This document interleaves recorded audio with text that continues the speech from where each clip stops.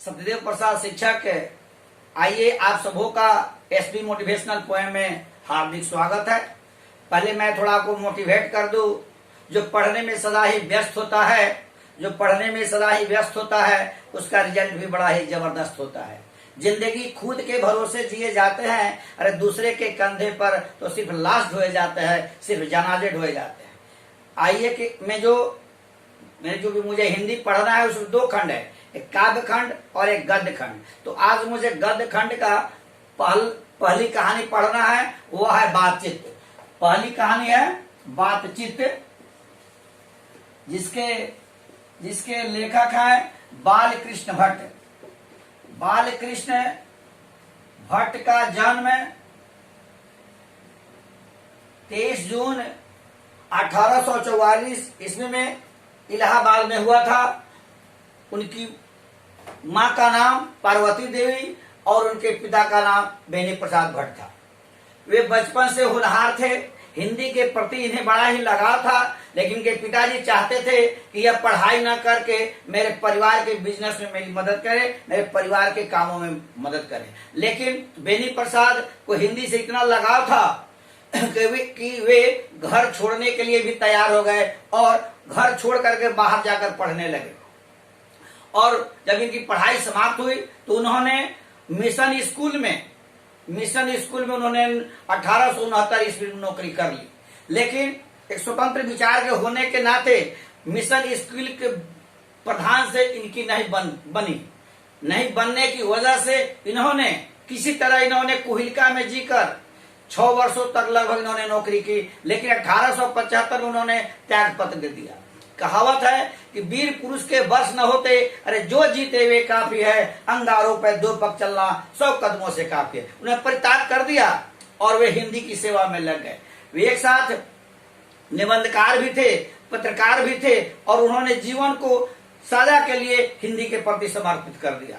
यही कारण है कि भारतेंदु युग में भारतेंदु जी के बाद जितने भी लोग आए उनमें प्रथम स्थान बालकृष्ण भट्ट का ही है। बालकृष्ण भट्ट के जीवन का कहने का मुख्य विषय यह है कि आदमी के इंसान के जीवन में बातचीत का बड़ा ही महत्व है। इंसान कोई हाथ पैर से नहीं हो सकता यदि उसमें बातचीत करने की शैली नहीं है, बातचीत करने का तौर तरीका नहीं है, वह किसी आदमी को प्रभावित नहीं कर सकता है, तो उसके जीवन का कोई मायने नहीं है। इसलिए उन्होंने लोगों से कहा, हम अपने कहानी के माध्यम से सब लोगों को यह समझाने का प्रयास किया कि नहीं, बातचीत जब भी करे तो ठीक ढंग से करे। क्योंकि आदमी हाथ पैर से नहीं जाना जाता, आदमी कहीं जाता है तो आदमी अपनी बातों से ही जाना जाता है, वो बातों से ही किसी को प्रभावित करता है। जैसा कि हमारे विपरीत परिस्थितियों में मील का पत्थर साबित होने वाले संत कबीर ने कहा कि वाणी ऐसी बोलिए मन का या पाख होए, अपना तल शीतल करे और उनको सुख होए। उन्होंने कहा कि वाणी बोलिए, ऐसी वाणी बोलिए जिसमें आपा न हो। आपा माने अहंकार, आपा का होता है अहंकार। यदि जीवन में हम कुछ बोलते हैं या हमारे अंदर अहंकार है तो इसका मतलब है कि आपकी वाणी का कोई महत्व नहीं है, समाज में कोई पुछ नहीं होगी। जो अहंकारी होता है उसको समाज में कोई तरजीह नहीं देता। इसलिए मैंने एक पंक्ति लिखी है, अहंकार में डूबे रहने से सुख शांति नहीं आती है, जैसे शबनम की बूंदों से प्यास नहीं बुझाती है। इसलिए बातचीत जब भी करे अहंकार रहित हो। और वाक भगवान ने मुझे, ईश्वर ने जो मुझे वाक शक्ति दी, बोलने की जो शक्ति दी, यह ईश्वर के लिए बहुत ही जो मुझे मिला वो अमृत के समान है। यदि मैं बोलने की मुझे क्षमता न हो तो मैं नहीं जाना जाऊंगा, मैं नहीं पहचाना जाऊंगा, मैं कहीं भी अपना स्थान नहीं बना पाऊंगा। यदि मुझे बात करने की क्षमता नहीं हो तो मैं अपनी भावनाओं को कोई स्पष्ट नहीं कर पाऊंगा, मैं अपने दुख दर्द को भी स्पष्ट नहीं कर पाऊंगा। जैसे जिस तरह भोजन शरीर के जीवन के लिए, शरीर को जिंदा रखने के लिए भोजन की आवश्यकता है, ठीक उसी प्रकार इंसान को चलने के लिए, रहने के लिए और अपने विचारों को कहीं स्पष्ट करने के लिए बातचीत की क्षमता का होना आवश्यक है। जैसे अगर हम बातचीत नहीं कर सकते हैं तो हम अपने दर्द को कहीं कह नहीं सकते। हम अपने दर्द को, अंदर के मवाद को बातचीत के द्वारा भी हम निकाल सकते हैं, निकाल पाते हैं। इसीलिए हमारे बालकृष्ण भट्ट जी कहते हैं कि बातचीत में बड़ी लचीलापन होनी चाहिए, बातचीत में मिठास होनी चाहिए। जब तक बातचीत करने की क्षमता आपको नहीं होगी तब तक आपका जीवन दुखमय ही दुखमय होगा।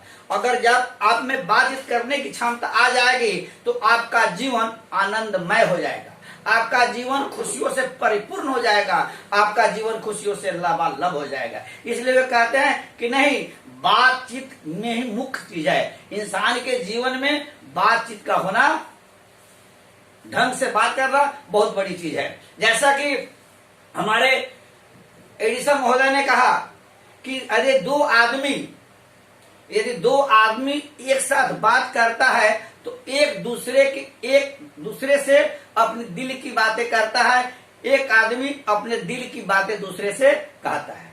और उसी को जॉन बेंसन ने कहा कि जब दो आदमी एक साथ मिलता है तो आदमी बात करता है और व्यक्ति के बातों से ही उनके गुणों का साक्षात्कार होता है। जब तक जॉन बेंसन ने यह कहा कि जब तक आदमी बोल नहीं पाता है उसके दोष और गुण को हम समझ नहीं पाते। दोष और गुण को समझने के लिए जब तक वह बोलता है तभी हम उसके दोष और गुण को समझ पाते हैं। इसीलिए उन्होंने, जॉन बेंसन ने कहा कि बात से ही इंसान का साक्षात्कार होता है। और उन्होंने जैसे अब बातचीत करने की जो क्षमता है वो पूरे विश्व में है, लेकिन बात करने की क्षमता जो है, जिसको आर्ट ऑफ कन्वर्सेशन कहते हैं, वो अगर विश्व में कहीं है, अगर विश्व के 6 महादेशों में कहीं है, बात करने की जो शैली जो है वह सबसे कहीं अगर बेहतर है तो वह यूरोप में। इसलिए यूरोप में यह होता है कि वहां के जो भी विद्वान, भारत में भी विद्वान है, भारत के विद्वान जब बात करते हैं तो अपनी बातों में अपनी विद्वता का व्याख्यान करते हैं, अपनी बातों के द्वारा ही विद्वता का प्रदर्शन करते हैं। लेकिन यूरोप के लोग बात जब करते हैं उनकी बातों में बड़ी चतुराई नहीं, बातों में चतुराई ज्यादा नहीं होती बल्कि चंचलता ज्यादा होती है। लोगों को आकर्षित करने की क्षमता होती है। कोई भी आदमी जब भी जाता है तो किसी भी अगर सेमिनार में जा रहा है, यूरोप के सेमिनार में, तो वो आदमी वह सुन करके, वहां के विद्वानों की शैली को सुन करके, बातचीत की कला को सुन करके वो आदमी हर्षित हो जाता है, वो खुश हो जाता है। हालांकि इन्होंने स्पष्ट कहा, बालकृष्ण भट्ट ने कहा कि बातचीत, देखिए बहुत ऐसे प्रश्न है जिस प्रश्न का उत्तर प्रश्न नहीं होता है, बहुत ऐसे प्रश्न है जिस प्रश्न का उत्तर प्रश्न नहीं होता है। जैसा कि उन्होंने कहा बातचीत, बात हो, लेकिन बात कैसे हो? दिल से हो। यह सब देखा है, कितनी अच्छी बात है। विद्वानों ने कितना सोच समझ कर इसका नाम रखा कि बात जब होगी, अगर बात चित्त से नहीं होगी, अगर बात हो सिर्फ मुंह से हो और दिल की बातें उसमें नहीं हो, उसका कोई मायने नहीं होता। इसलिए बातचीत जब भी हो दिल से हो, गहराई से हो, सत्यता के साथ हो, सच्चाई के साथ हो, सक्रियता के साथ हो। और मैं अब आगे इसे कुछ प्रश्न है, उस प्रश्नों के उत्तर को बारे मैं बोल रहा हूं। पहला मेरा प्रश्न है, अगर हम में वाक शक्ति न होती तो क्या होता? इस कहानी का पहला प्रश्न है कि वाक शक्ति नहीं होती तो क्या होता। यदि वाक शक्ति नहीं होती, पहला प्रश्न है, यदि वाक शक्ति नहीं होती, यानी बोलने की क्षमता हम में नहीं होती, यदि बोलने की क्षमता हम में नहीं होती तो हम क्या हो जाते? गूंगे दिखाई पड़ते। क्या दिखाई पड़ते? गूंगे दिखाई पड़ते। हम अपनी भावनाओं को व्यक्त नहीं कर पाते। जिस तरह जानवर अपनी भावनाओं को व्यक्त नहीं कर पाता है, ठीक उसी प्रकार हम भी, यदि वाक शक्ति हम में नहीं होती, यदि बोलने की क्षमता हम में नहीं होती, अगर कुदरत ने बोलने की ताकत हमें नहीं दी होती या गुण हमें नहीं दिया होता, तो हम जानवरों की तरह अपनी भावनाओं को व्यक्त नहीं कर पाते। और ठीक उसी प्रकार, और जो हमारे जो पास जो सुख होता, सुख या दुख को मैं इंद्रियों के द्वारा ही अनुभव करता, लेकिन बोल नहीं पाता। जैसे इंद्रिय सुख में 5 आता है, आंख, नाक आंख, कान, नाक, मुख, जिह्वा और त्वचा। और यह जो इंद्रिय सुख जो है, हम जैसे कोई चीज खाते हैं, सूंघते हैं, देखते हैं, कानों को अच्छा लगता है, स्वादिष्ट लगता है, और कुछ मुझे स्पर्श होता है तो कुछ हम जरूर बोलते हैं कि अच्छा है, सुगंध अच्छा है, स्वाद अच्छा है। क्योंकि हम अगर यह वक्त शक्ति हमें नहीं होती तो हम इंद्रिय सुखों का अनुभव मुझे नहीं हो पाता। इसलिए मैं कहना चाहूंगा कि आप कहीं भी जाए, बातचीत में जरूर मिठास रखें, क्योंकि जीवन में उसका बड़ा ही महत्व है। वाक शक्ति आपको ईश्वर ने दी है, इसका आप सही सही उपयोग करें। वाणी के द्वारा ही आप किसी को प्रभावित कर सकते हैं, वाणी के द्वारा ही आप किसी के दिल को जीत सकते हैं। कोई किसी कभी ना जीत पाया, कोई किसी को कभी जीत ना पाया किसी भी हथियार से। अगर कोई किसी को जीत पाया तो मीठी वाणी और प्यार से। जैसे मैंने एक शब्द लिखा है, जिसकी वाणी में माधुर्यता का घोल होता है, जिसकी वाणी में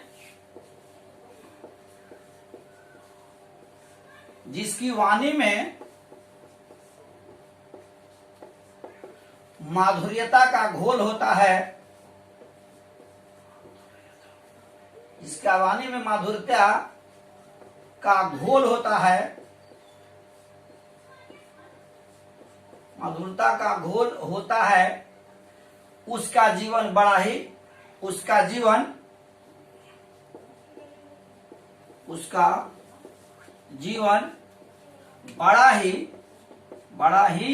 अनमोल होता है।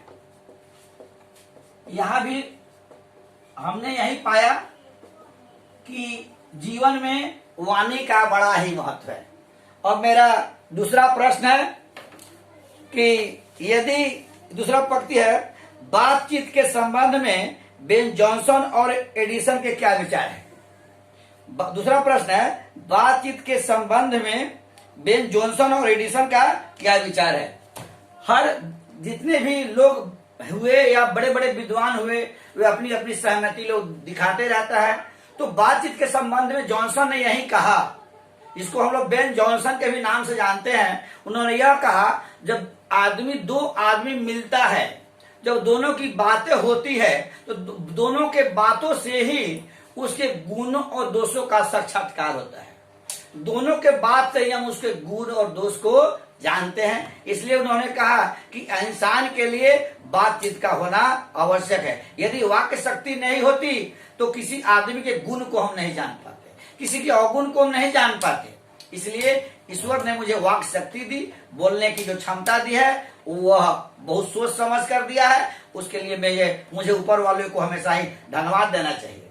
और फिर एडिसन ने यही कहा, हालांकि एडिसन के बारे में आपने सुना होगा, जिन्होंने बल्ब का आविष्कार किया, बहुत सा आविष्कार किया। उन्होंने कहा कि जब दो आदमी एक साथ मिलता है तो दिल की बातें होती है। बातचीत से यह स्पष्ट होता है कि बातचीत जैसे मेरा शब्द है कि बात तभी होती है जब चित्त की हो। जब दिल से बातें नहीं हो तो उस शब्द का कोई मायना नहीं होता। उन्होंने कहा कि दो आदमी जब बातें करता है तो दिल की बातें करता है। और यदि दो आदमी दिल की बातें करता है, अपने दुख दर्द की बातें करता है, अपने सुख को बांटता है, वैसी स्थिति में यदि तीसरा व्यक्ति आ जाता है, वैसी परिस्थिति में वह आदमी मुख्य बातों से छोड़कर अन्य बातें करने लगता है। क्योंकि तीसरा आने वाला व्यक्ति मेरी बातों को नहीं सोच सके, वह मेरी बातों को नहीं समझ सके। और फिर यदि एक चौथा आदमी आ जाता है तो एडिसन का कहना है कि वो आदमी ऐसी बातें करने लगता है, वह विषय से बहुत हटकर बातें करने लगता है, ताकि आने वाला व्यक्ति मेरी बात को नहीं समझ सके। ऐसी बातों को हम लोग राम रमौल कहते हैं। और मेरा तीसरा प्रश्न है कि मैंने कहने का एडिसन, दूसरा प्रश्न है कि हमको इसमें यह दर्शा देना, इससे बहुत बातें नहीं है। जॉन बेंसन और एडिसन के बारे में अगर पूछे कि दोनों की बातों में क्या आपसे अंतर भी पूछ सकता है। आपसे यह पूछ सकता है कि दोनों क्या विचार है, दोनों के क्या विचार है, और दोनों में कि विचारों में क्या अंतर है। मुझे इसमें ज्यादा कुछ नहीं लिखना है, मुझे सिर्फ यही लिखना है बेंसन की बातें होगी। जब बेंसन की बातें आएगी, जब बेंसन की बातें होगी, इसमें हम लोग यह लिख देंगे साक्षात्कार। क्या लिखेंगे? साक्षात्कार। कि जब दो आदमी मिलता है तो दो आदमी के गुणों दोषों का साक्षात्कार होता है। गुण और दोष से इंसान जाने जाते हैं। और उसके बाद एडिशन की बात आएगी। एडिशन, इसमें लिखना है कि जो आदमी मिलता है दिल, इसमें लिखना है कि जब आदमी बोलता है तो उसके गुणों और दोषों का साक्षात्कार होता है। इसमें लिखना है कि जब दो आदमी बोलता है या बातें करता है तो दिल की बातें करता है। यही दो ही से हमको लिखना है। बेंसन के बारे में आगे हमको याद करना है साक्षात्कार, और एडिशन के बारे में करना है दिल। कि यानी इसमें होता है, बेंसन ने कहना है कि जब दो आदमी मिलता है तो उसे गुण दोष को हम जानते हैं। एडिशन कहना है कि नहीं, जब दो आदमी मिलता है तो दिल की बातें होती है, अपने दिल के दर्द को बातों के माध्यम से वो लोग समाप्त कर पाते हैं। तीसरा है प्रश्न में राज। तीसरा प्रश्न है कि आर्ट ऑफ कन्वर्सेशन क्या है? आर्ट ऑफ कन्वर्सेशन क्या है? आर्ट ऑफ कन्वर्सेशन का अर्थ होता है बात करने की कला। आर्ट ऑफ कन्वर्सेशन का मतलब होता है बातचीत करने की कला या जीने की शैली। तो आज विश्व में या हर देशों में, हर लोगों में बात करने की शैली है, लेकिन विश्व में लेकिन बात करने की जो शैली है वो आज के समय में, या यूं कहा जाए बालकृष्ण भट्ट के अनुसार, यह बातचीत करने का सबसे बेहतर तरीका अगर है लोग कहीं जानता है तो वह यूरोप। यूरोप के लोग अपनी बातों को बड़ी चतुराई के साथ रखते हैं। भारत में भी विद्वान लोग हैं, भारत में विद्वान की कमी नहीं है, लेकिन कृष्ण भट्ट जी का कहना है जो यूरोप के लोग अपनी बातों को जिस तरीके से रखते हैं, जिस मिठास के साथ रखते हैं, जिस भावुकता के साथ रखते हैं, जिस सरलता के साथ रखते हैं, भारत के विद्वान उतनी सरलता से अपनी बातों को नहीं रख पाते हैं। उनके कहने का मतलब यह भी है कि यूरोप के लोग जो भी बात करते हैं और वे अभिमान रहित होते हैं। जब हम कोई भी जाएं, कभी भी कोई बात करे, किसी भी व्यक्ति से बात करे, अगर मेरे अंदर अभिमान होगा, घमंड होगा, अहंकार होगा, तो हम सही है कि हम अपनी बातों को सही ढंग से व्यक्त नहीं कर पाएंगे। इसलिए मैं कहना चाहूंगा कि कहीं भी जाए बातों में मिठास हो। यूरोप के लोग इसलिए जाने जाते हैं कि वे कहीं भी जाते हैं, जब भी बोलते हैं तो सभी के अंतस्थ को गदगद कर जाते हैं। जब भी वहां के लोग किसी से बात करते हैं अहंकार रहित होते हैं, और जब भी मंच पर बोलते हैं तो लोगों को तालियां बजाने पर मजबूर कर देते हैं, क्योंकि उन लोगों, यूरोप के लोगों में कलात्मक शक्ति होती है, और उनके जो लोग बोलते हैं, वहां के जो लोग बोलते हैं, जो विद्वान बोलते हैं, वे सभी बातें रसों से परिपूर्ण होती हैं। इसलिए जो भी श्रोता होते हैं वह गदगद हो जाते हैं। इसीलिए उस गोष्ठी को शुद्ध गोष्ठी भी कहते हैं, और सुहद गोष्ठी के भी नाम से हम लोग जानते हैं। इन्हीं शब्दों के साथ मैं अपनी वाणी को अब विराम देता हूँ। फिर अगली कड़ी में जय हिंद, जय भारत।